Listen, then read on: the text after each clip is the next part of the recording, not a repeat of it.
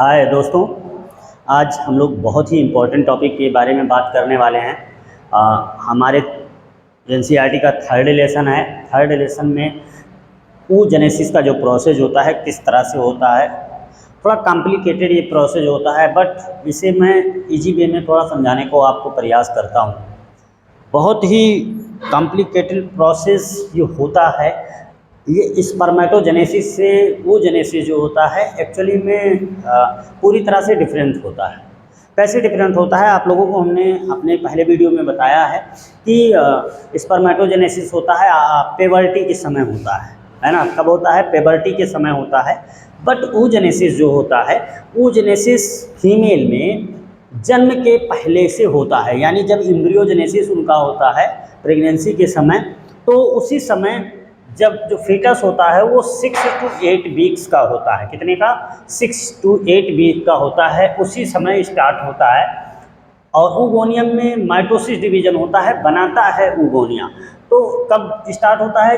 6 week से 8 weeks के बीच में जब होता है तो ये होता है। और ये बनाता कितना है? oogonia जो होता है, ओगोनियम जो होता है, ये कितना होता है? एक्चुअली में ये होता है 20 वीक्स तक ये हो जाता है। 6 से 7 मिलियन, 6 से 7 मिलियन किसका निर्माण होता है? oogoनियम बनता है। क्या बनता है? oogonia।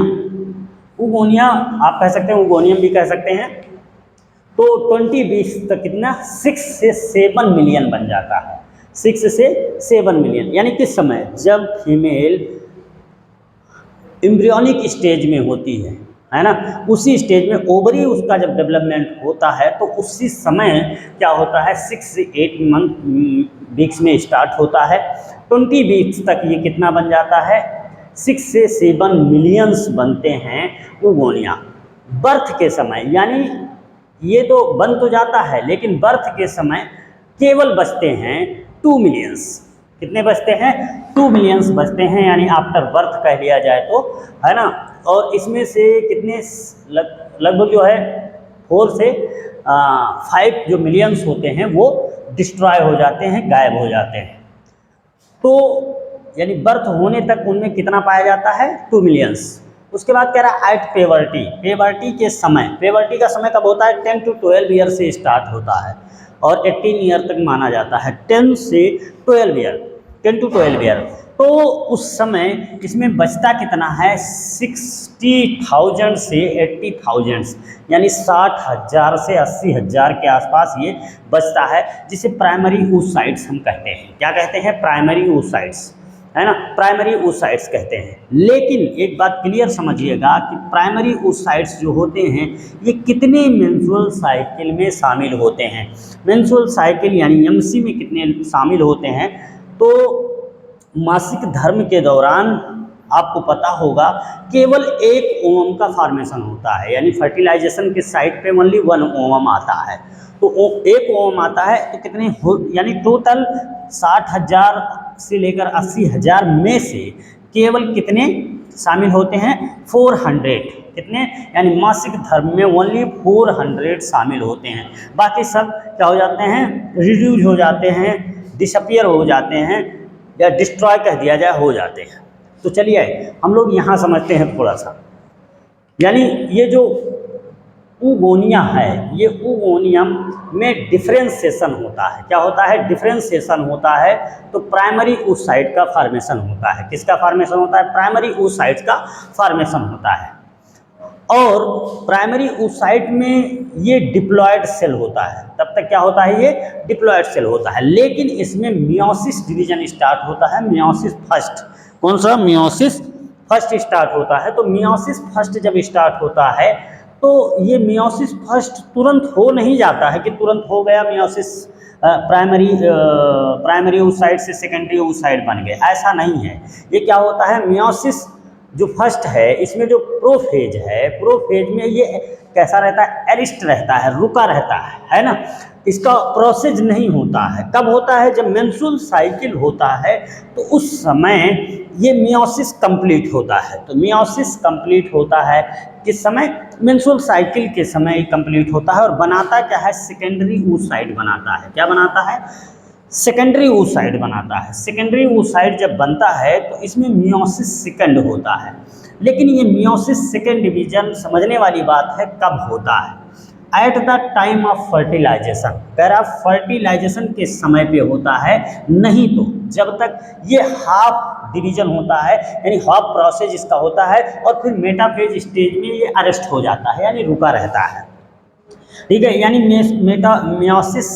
मियोसिस सेकंड जो होता है वो रुका रहता है किस स्टेज में, जो है मेटाफेज स्टेज में अरेस्ट रहता है, ये रुक जाता है, आगे नहीं बढ़ता है यानी ओवम का फॉर्मेशन नहीं करता है। लेकिन ये होता कब है, क्यों ऐसा होता है, इसलिए ऐसा होता है क्योंकि इस सेल में सेंट्रियोल नहीं पाया जाता है। क्या नहीं पाया जाता है, सेंट्रियोल नहीं पाया जाता है।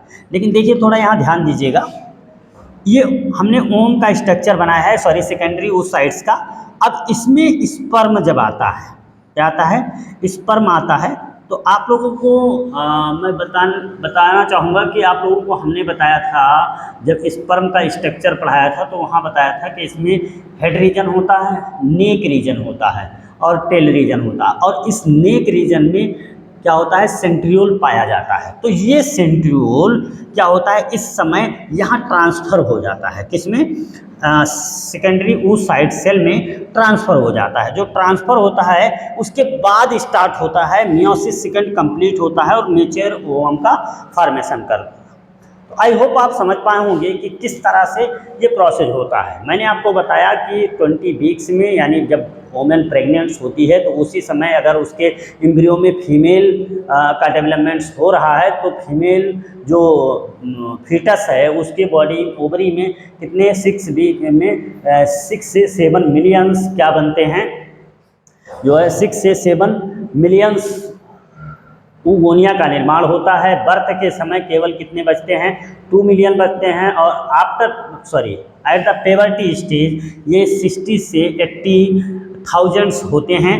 और इसमें से प्राइमरी oocytes जो बनते हैं यानी मेंस्ट्रुअल साइकिल में जो भाग लेते हैं वो केवल 400 होते हैं, है ना। किस तरह से प्रोसेस होता है ये सारा चीज़ मैं आपको समझा पाया होगा कि मतलब जो है किस तरह से प्राइमरी oocytes से मियोसिस फर्स्ट होता है, सेकेंडरी oocytes का फॉर्मेशन होता है और पोलर बॉडी का फॉर्मेशन होता है। ये पोलर बॉडी नरिश सेल माना जाता है, न्यूट्रिशन देने का काम करता है। मियोसिस सेकंड होता है अगर सेकेंडरी oocytes में तो किसका, ओवम का फॉर्मेशन होगा। आइए थोड़ा सा यहाँ फॉलिकल्स के बारे में जो आपका एनसीईआरटी मेंशन किया गया है उसके हिसाब से थोड़ा सा हम लोग समझते हैं। तो oogonia जो सेल है ये डेवलपमेंट्स करता है यानी मल्टीप्लिकेशन करता है, तो बनाता है सबसे पहले बनता है प्राइमोर्डियल फॉलिकल। क्या बनता है, प्राइमोर्डियल फॉलिकल बनता है। तो सारे प्राइमोर्डियल फॉलिकल्स जो होते हैं वो प्रोसेस में नहीं जाते हैं, कुछ ये क्या होते हैं, डिस्ट्रॉय हो जाते हैं। अब इसमें जो प्रोसेस में जा रहा है डेवलपमेंट्स करके प्राइमरी oocytes तो बनाता है प्राइमरी फॉलिकल। कितने, कौन सा फॉलिकल बनाता है, प्राइमरी फॉलिकल बनाता है। प्राइमरी फॉलिकल जब बनता है तो इसमें कुछ डिफ्रेंसिएशन होता है। क्या होता है कि इसमें प्राइमरी oocytes अभी भी ये है, इसमें क्या होता है कि एक लेयर का ऊपर फॉर्मेशन हो जाता है ना, लेयर का फॉर्मेशन हो जाता है। ये बहुत सारे सेल्स पाए जाते हैं इस पे लगे हुए होते हैं जो आगे चलकर कार्पस लुटियम का फॉर्मेशन करते हैं।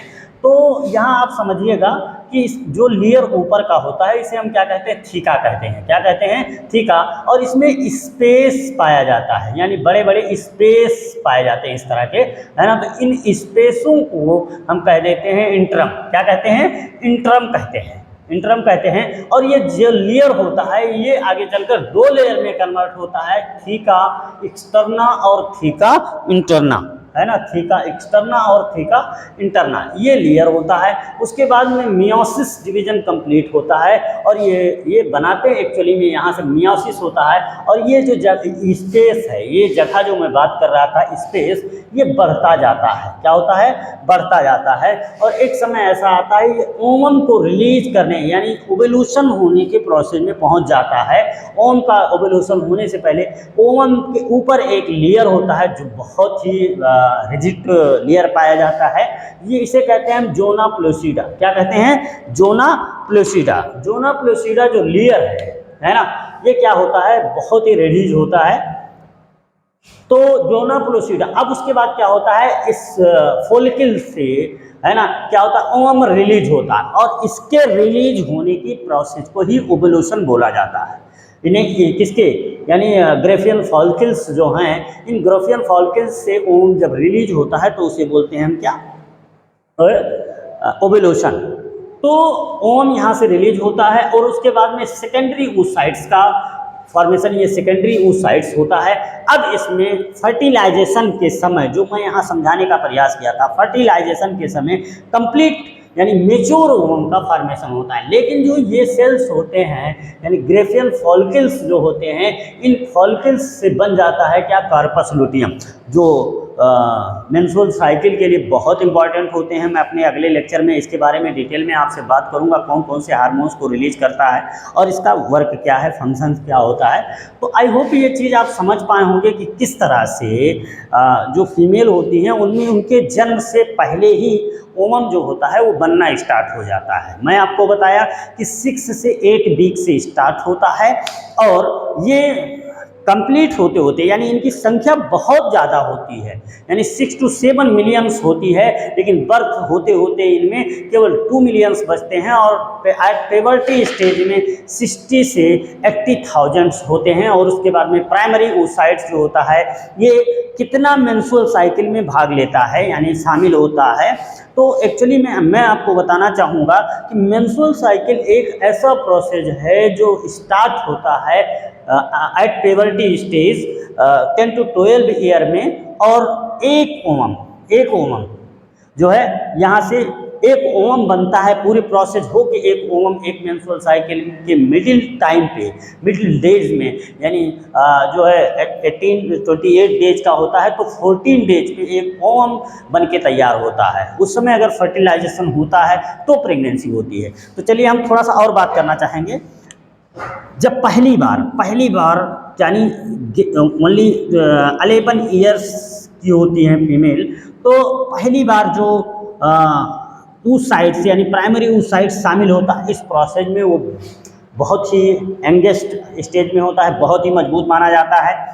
ऐसे आप समझिए कि जो है 20 ईयर पे, ऐसे आप समझिएगा 30 ईयर पे या 25 ईयर पे, और जो माना जाता है कि कमी नहीं होता है जो ओवम में कि किस एज में अगर जो है फर्टिलाइजेशन होता है तो कमी होने के चांसेस बहुत कम होते हैं, ये लगभग 30 ईयर तक होता है। इसके ऊपर अगर मेंस्ट्रुअल साइकिल से जो ओवम रिलीज होते हैं उसमें कुछ कमियां हो सकती हैं जो आने वाले जनरेशन में दिखाई दे सकते हैं।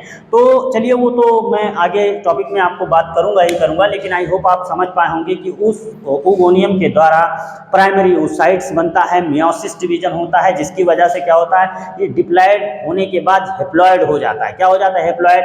आप जानते हैं इसका डिवीजन का नाम ही है रिडक्शन डिवीजन। हेप्लॉयड हो जाता है, हेप्लॉयड से मियोसिस सेकंड होता है जो सेम एज माइटोसिस की तरह होता है, तो इसमें क्रोमोसोम के संख्या पे कोई इफेक्ट नहीं आता है जैसा होता है, यानी हेप्लॉयड सेल से हेप्लॉयड का फॉर्मेशन होता है, सेकेंडरी oocyte से ओवम का फॉर्मेशन होता है। और ये आपको कंफ्यूज होने की जरूरत नहीं है, ये जो प्रोसेस है ग्रेफियन फॉलिकल का, इसको एक बार हम लोग मेंस्ट्रुअल साइकिल के दौरान एक बार फिर से रिवाइज करेंगे। एनसीईआरटी में भी दिया गया है, शामिल किया गया है, तो उसको हम लोग पूरी तरह से रिवाइज करेंगे। तो आई होप आप लोग समझ पाए होंगे, और मैं आप लोगों से हम्बल रिक्वेस्ट करना चाहूँगा कि यदि हमारा वीडियो आपको पसंद आए तो हमारे चैनल को सब्सक्राइब करिए और जो है वीडियो को लाइक करिए।